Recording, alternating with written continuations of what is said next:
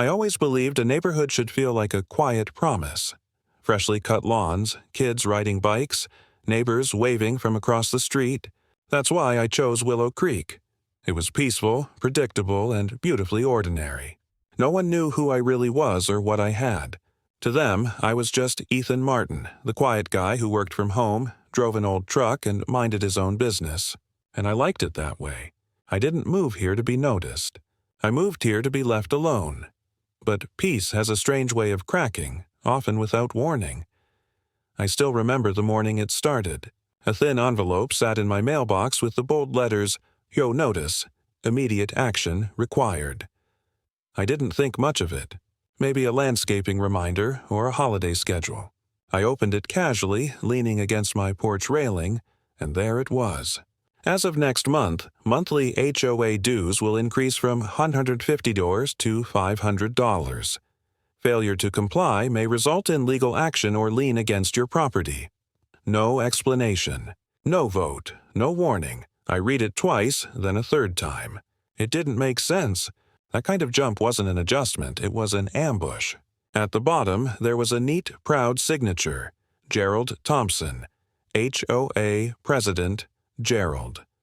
A man who wore authority like cologne, strong, suffocating, and impossible to ignore.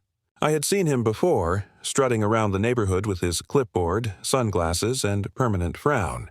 He loved reminding others of rules. I once watched him scold a mother because her son's bicycle was left on the sidewalk. "We have standards here," he barked. Standards. Funny word. That afternoon, a few neighbors gathered at the mailbox cluster, clutching the same letter in disbelief. "This is insane," said Mrs. Caldwell, an elderly widow who lived 3 houses down. "I can barely manage the old fee. They can't just do this, can they?" asked Daniel, a young father holding his baby girl. His voice trembled, not with anger, but fear. Gerald approached us like a warden inspecting inmates. "Everything is within policy," he announced coldly. "The community voted." "No one I know voted," I said quietly. His eyes flicked to me, surprised I spoke. "Votes are handled internally. You'll adjust. It's for the betterment of Willow Creek." He walked away before anyone could argue. That night I made coffee and sat at my kitchen table, the envelope lying in front of me like an insult. I could pay it 100 times over if I wanted to. Money wasn't my problem. Principle was. I moved here for silence, not submission. For years I lived without revealing anything. My wealth was quiet, hidden behind flannel shirts and worn boots. I'd built my life on discretion. Nobody needed to know about the company I sold. Nobody needed to know about the accounts I kept overseas or the properties I owned in 3 different states. I enjoyed being invisible.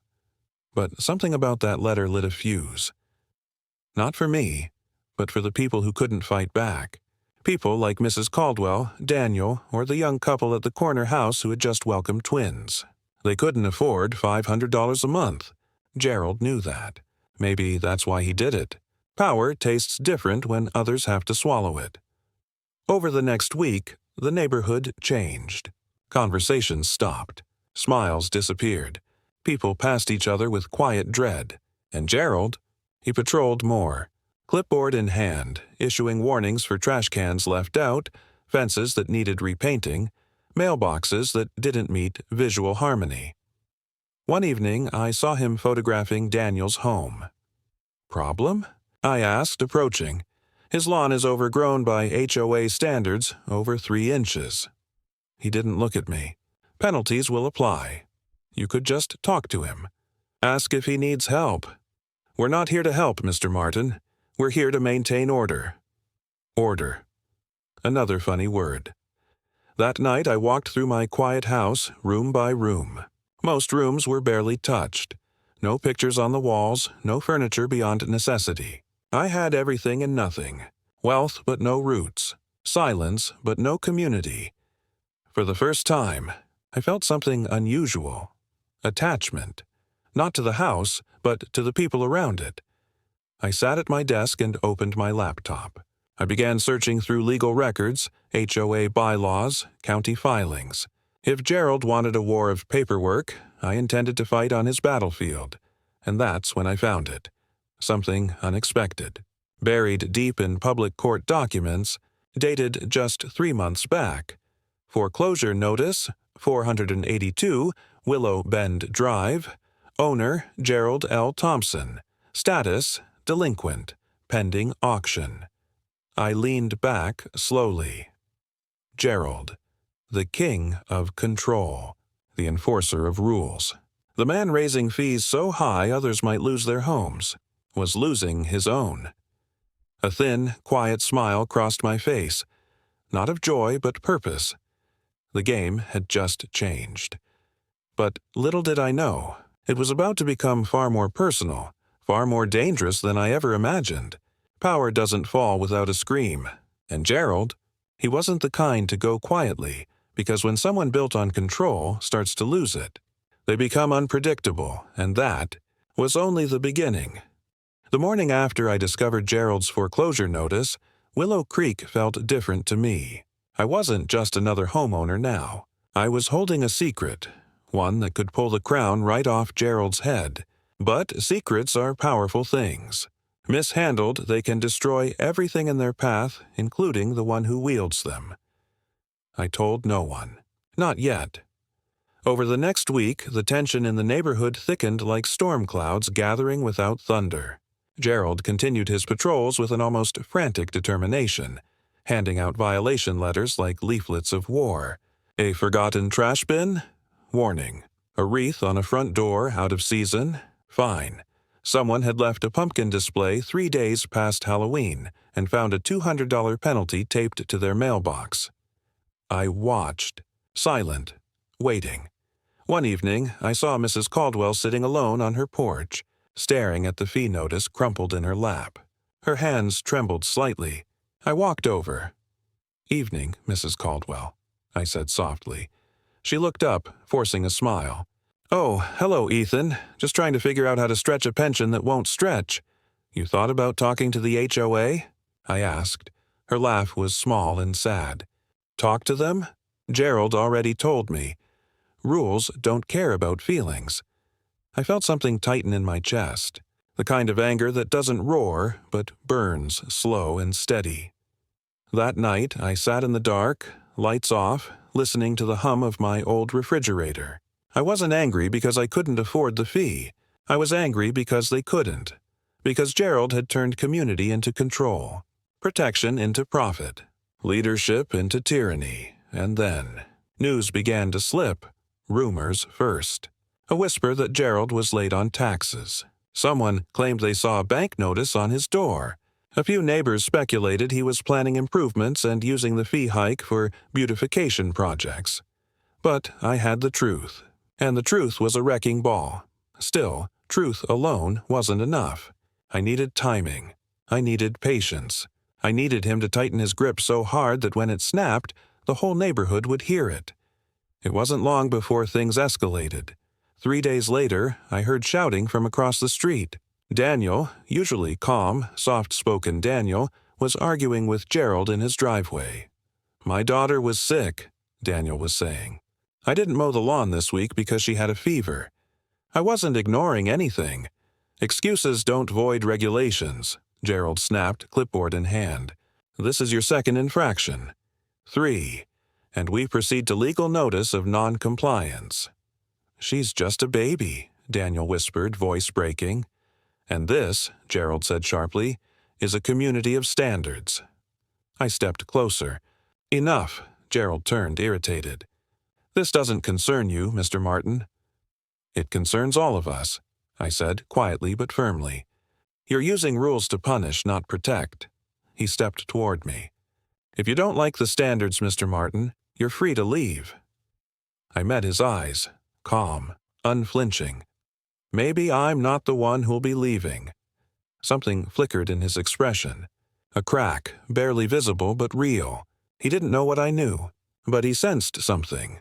For men like Gerald, threats weren't measured by volume, but silence. He walked away. But he didn't feel victorious this time. He felt watched. Good. That night I visited the county's online auction portal. Gerald's property, 482 Willow Bend Drive, was officially scheduled for public sale in 5 weeks. Foreclosure due to unpaid debts and delinquent taxes. His own fortress was collapsing from within. I leaned back in my chair and exhaled slowly. I could buy it. Without a loan. Without a second thought. But it wasn't the purchase that mattered. It was what it represented. To take the house of the man who drove others out of theirs. To beat him at the very game he invented. Yet revenge is a double-edged blade. The deeper you drive it, the closer it comes to your own heart. I closed the laptop. There would be no outburst. No confrontation. No warning. Only silence. Only fate. 3 days later, the official HOA meeting notice arrived. Mandatory attendance. Emergency budget review. The letter claimed unexpected financial requirements necessitated the fee increases. They were calling it a community survival measure. The meeting was set for Friday at the community clubhouse. I went. The room was packed, neighbors occupying every metal chair, some standing along the walls. Faces anxious, eyes tired. Gerald and his board sat behind a folding table like judges at a tribunal. He cleared his throat. As you all know, our community has growing needs. Landscaping, security enhancements, exterior maintenance. Security. Someone interrupted. Our streets are safer than a church pew. Where is the money going? Another demanded. Gerald straightened. All expenses are documented. The board has full authority to— Show us the documents, I said. Silence. People turned. Gerald blinked. Excuse me? Show us the expenses, I repeated. If you're asking families to pay triple, show them why. His jaw tightened. That information is internal, I nodded slowly. Internal, right. Whispers rose, doubt, suspicion. For the first time, people questioned him. He quickly ended the meeting. But I knew something he didn't. Once trust is broken, authority is borrowed time. Later that night, I stood outside under a cold, indifferent moon. The neighborhood lights flickered in windows like small, desperate stars. I could hear distant televisions, a dog barking 2 streets down, the quiet hum of sprinklers. I knew something was coming. A storm, not of weather, but consequence. I whispered to myself, almost as a promise. Patience. Let him build his kingdom higher. So the fall echoes louder. Because what Gerald didn't know, what made this different, was that this wasn't just defiance. This was preparation, and the ground beneath his throne had already begun to crack. I didn't sleep much after that HOA meeting. Not because of anger. Anger burns out. This was colder, clearer, a purpose forming like frost on glass. I had made my decision before the sun rose. I would buy Gerald's house. Not out of pride, nor vengeance alone, but to restore something he had stolen from everyone else. Peace. The auction date was set, 3 weeks away. Until then, I stayed quiet. Silence is the greatest disguise. And while the rest of the neighborhood broke under the weight of new fees and fear, I was preparing the softest, sharpest fall Gerald could ever imagine. But fate, it seems, enjoys a bit of drama. A few days later, I was leaving my driveway when I noticed flashing lights ahead, blue and red bouncing across garage doors like warning signals. A police cruiser idled outside the Miller household.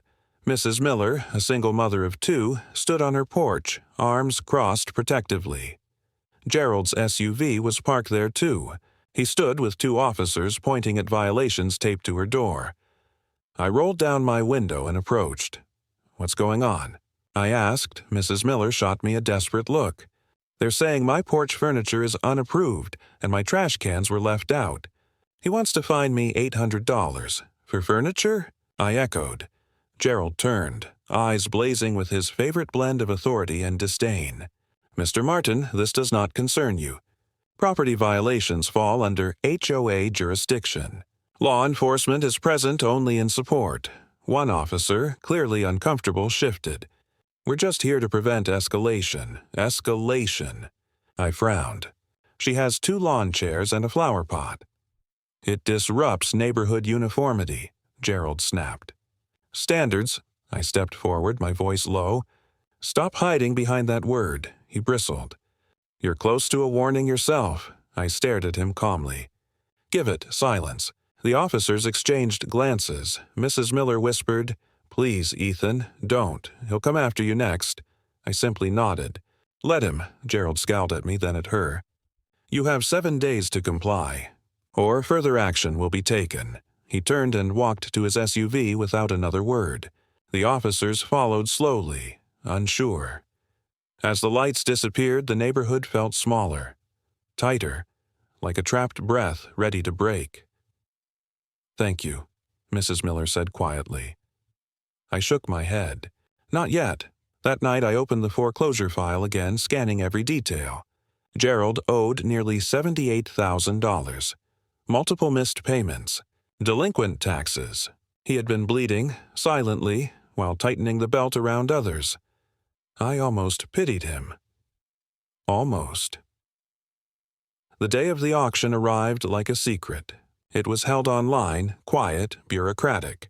Just numbers and bids, no one watching. No one knowing. Starting bid, $210,000. I waited. Let 2 other anonymous bidders play their hand. $220,000. $225,000. $230,000. Then I entered. $260,000. Pause. Another bid. $265,000. My turn. $300,000. Long pause. No response. I had won. Gerald's house now belonged to me. The deed would finalize in days. And yet, as I sat staring at the confirmation, I didn't feel triumph. I felt the weight of what was coming. You can't take a tyrant's throne without awakening the tyrant. 3 days later, as peaceful as a bomb with the pin pulled, the official deed arrived. I held the envelope, heavier than paper should be. I walked through my silent home, each step echoing like a countdown. Then came the knock. Sharp, impatient, staccato. I opened the door. Gerald stood there. His eyes were darker than usual. No clipboard, no sunglasses. Just a man who sensed his kingdom slipping. Can we talk? He asked flatly. Of course. He stepped inside, looked around. No decor, no luxury. Nothing to suggest danger. That was his first mistake. I know you've been stirring things, he began. I haven't stirred anything, I replied. I've only watched. He nodded slowly. They're turning against me. I didn't answer. You think I enjoy raising fees? You think I want to find people? His voice hardened. Do you have any idea what it's like to carry an entire community on your back? Is that what you call it? I asked. Carrying? His anger flickered. This neighborhood was falling apart. Lax rules. Chaos. I brought order. Order doesn't fear questions. He stared at me. Long. Searching. Who are you, really? I held his gaze. A neighbor? He studied me a moment longer, then stood. They won't thank you when this place collapses. When the lawns die, when values drop. Remember that. He walked to the door. Gerald, I called. He turned. Everything collapses eventually. The only choice we have is whether it falls on others, or on us. For a single second, I saw something in his eyes. Fear. He left without another word. I stood alone in that quiet room, the deed to his house resting in my desk drawer. The war was officially silent, but dangerously alive. Soon he would know.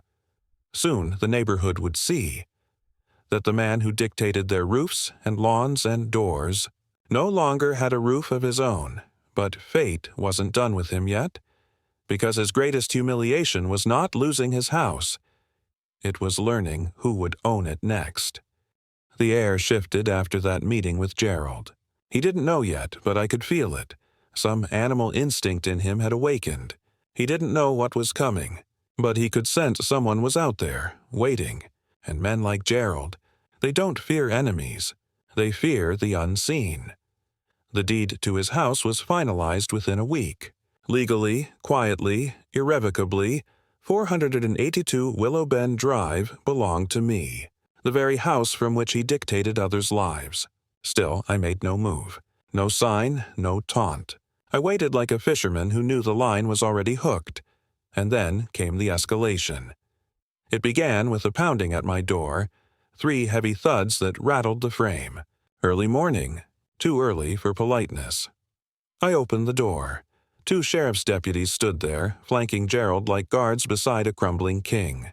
Gerald held a clipboard, his armor, though his hands trembled faintly. "Mr. Martin," one deputy said, "we're here to issue formal notice regarding HOA non-compliance." I raised an eyebrow. "Non-compliance?" Gerald stepped forward, voice brittle but sharp. "Your trash can was visible for over 30 minutes after collection yesterday. Also, your lawn edge exceeds HOA regulation by 2 inches. Consider this your official warning." For a moment, silence. Even the sheriffs seemed uncomfortable. One of them, a broad man with silver stubble, shifted his weight and avoided my eyes. I spoke calmly. "Deputies, is this what you're here for?" "Trash cans." The younger one glanced at Gerald, unsure. "We were requested to witness delivery of the notice." I nodded slowly, looking at Gerald. "Do you need witnesses now?" He stiffened. "Every member abides by the same standards. Even you," I held his gaze. Not for long, something flickered. A crack in his confidence, but he gathered himself, sniffed, and turned away. No more words. As the 3 of them walked off my driveway, the silver-haired deputy lingered a moment. Without looking back, he murmured low, "This isn't about trash cans, son. Be careful." And then he was gone. That night I drove to Willow Bend Drive, to his house. Or rather, my house, though he didn't know it yet. The curtains were drawn. A single light glowed in the downstairs office, his war room. Papers scattered, unpaid bills stacked, liquor on the desk. The king of order, ruling from chaos. I didn't knock. Not yet. I walked the property instead, hands in pockets, calm, calculating. Every brick, every gutter, every flaw he fined others for existed here in his own sanctuary. Cracked paint, loose shutter, garden overgrown on the side. He fined others for less. I wondered how he would react when eviction didn't come from a bank, but from me. Another week passed. HOA pressure increased. More notices, more threats. Daniel received a $150 visual disruption fine because his daughter left sidewalk chalk drawings. Children's doodles of suns and rainbows. Disruptions. Mrs. Caldwell got a lien notice threat over lawn moss. Moss. Neighbors whispered now. Not in gossip, but despair. He's going to take my house. We can't afford this. I looked into selling, but no one's buying here anymore. A community dying under tyranny. And still, I waited. Because timing, like justice, demands patience. The final day arrived with no proclamation. Just a plain envelope in my mailbox stamped from county records. Official transfer of ownership. 482 Willow Bend Drive. Owner, Ethan Martin. No louder words have ever been written so quietly. That night, I slept early, because the next morning was judgment. The day of reckoning. The sun had barely risen when the sheriff's cruiser rolled slowly down Willow Bend. Not for a complaint, not for a trash can, but for a removal. Eviction. I stood behind them as they approached his door, quiet as shadow. No one knew why I was there. Not yet. They knocked. Heavy. Final. Gerald opened it, half-dressed, groggy with confusion. What is this?" "Mr. Thompson," the deputy said formally, "we're here under court order to vacate this property. It has been transferred to a new legal owner." He blinked. "What? No, that's not. There's a mistake. This is my house."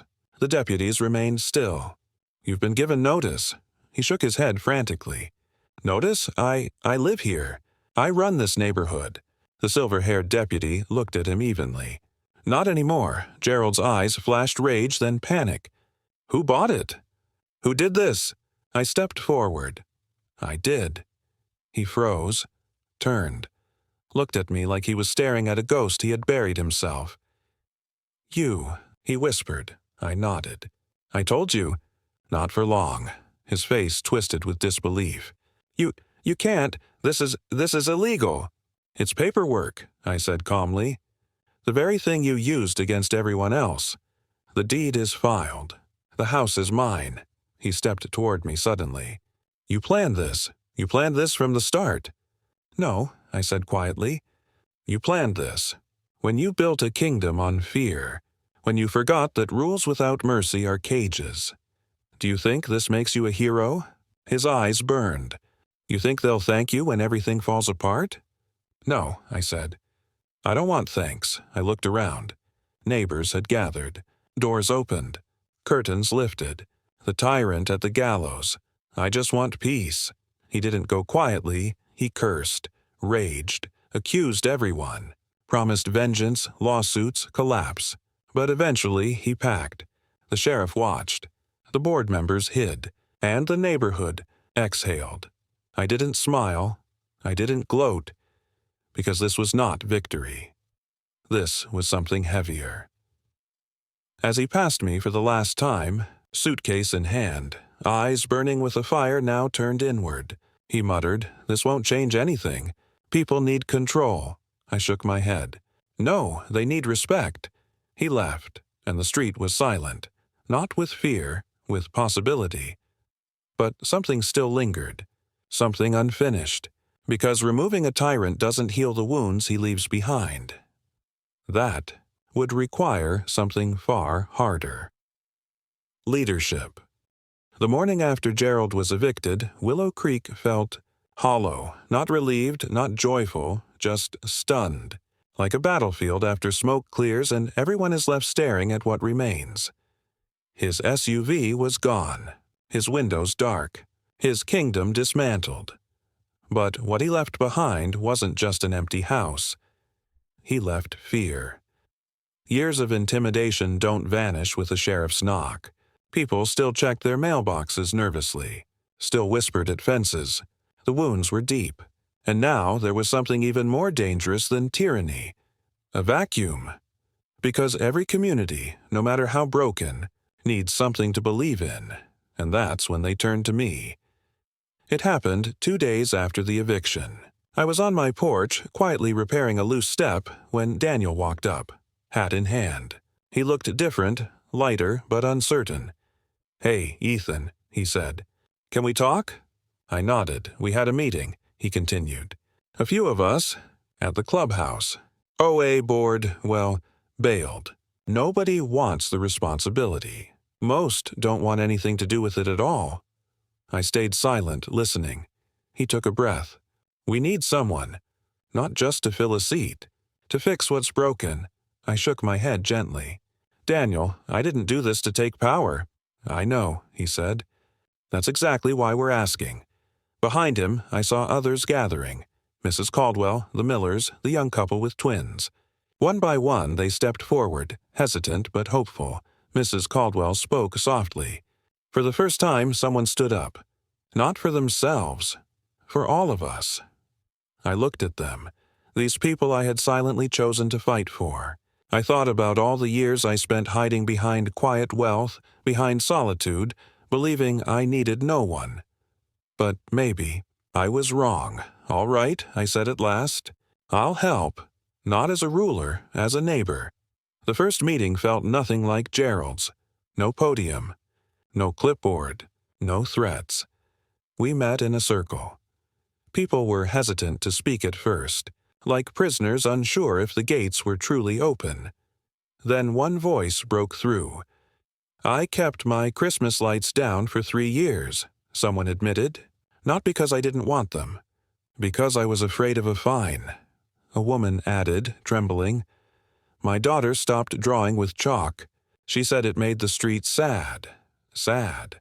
A child thought creativity made the world sad. This wasn't about money. This was about trust. We needed more than new rules. We needed healing. So I said the first rule out loud, no more fear, no more punishments for being human." That's when people started to cry. Over the next week, I went door to door, not with warnings but with apologies on behalf of a system that forgot its purpose.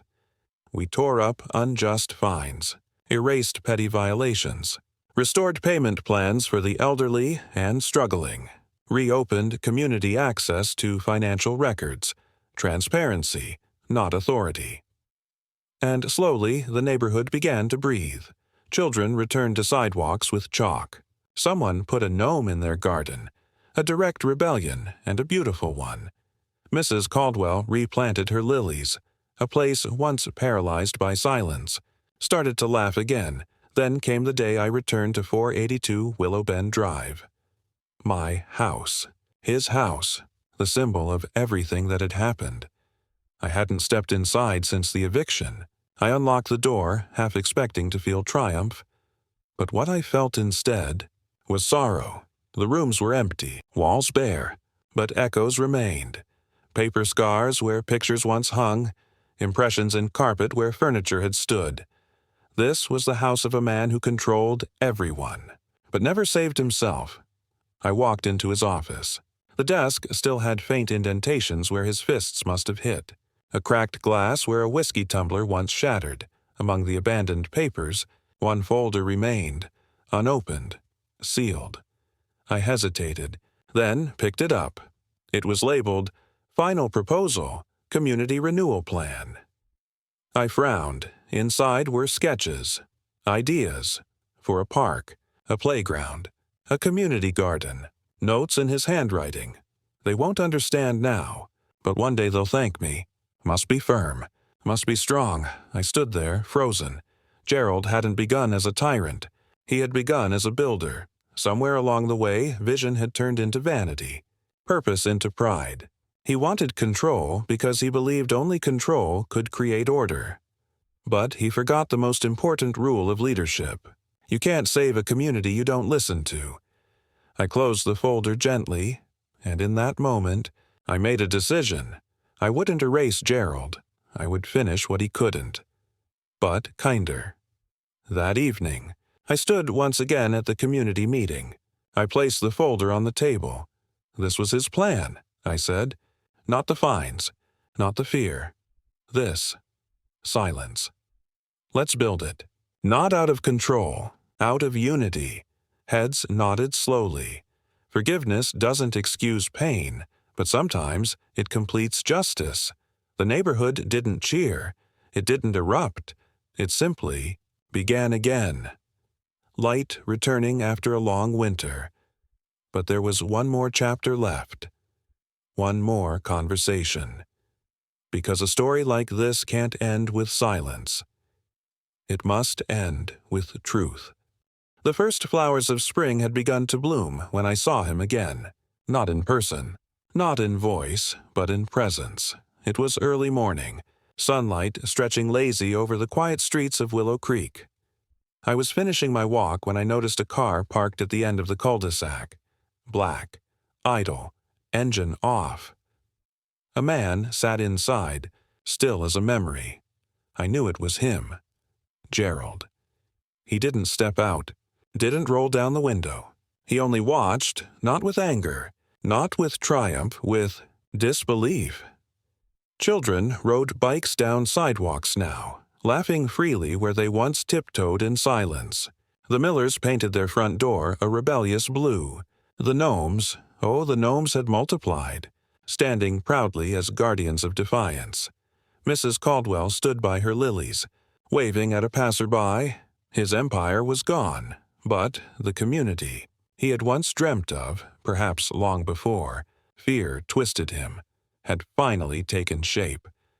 Just. Without him, I didn't approach his car. Some meetings don't need words. Some endings don't need confrontation.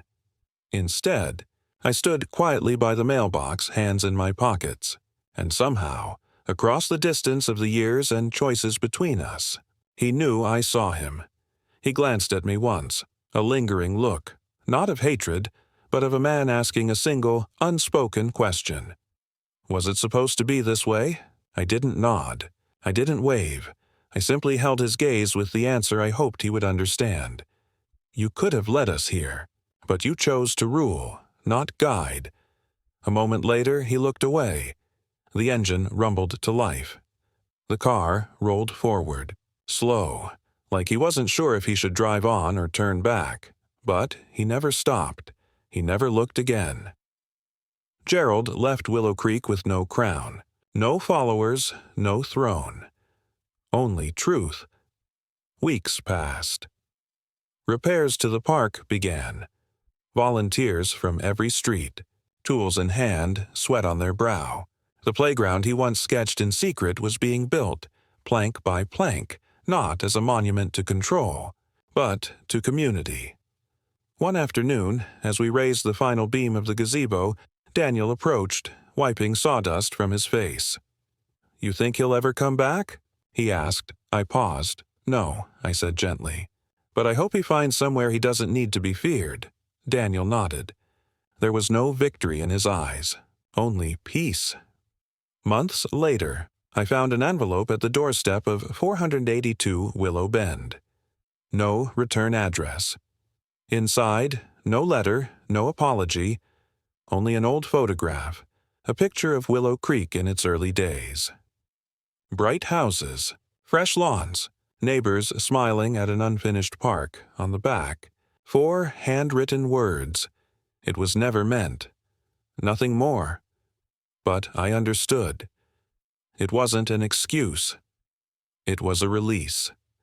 His and mine. That evening, the community gathered for the first Willow Creek Night of Lights, a new tradition born from discarded rules. Lanterns lined the sidewalks. Music floated through the warm air. Children's chalk drawings turned the street into a river of color. Mrs. Caldwell leaned beside me, whispering, "Feels like home again." I nodded, watching lanterns rise into the sky like silent prayers. "For the lost?" she asked softly. "For the found," I replied. And as the lanterns drifted higher, I thought of him, not as a fallen tyrant, but as a warning. Power without love creates prisons.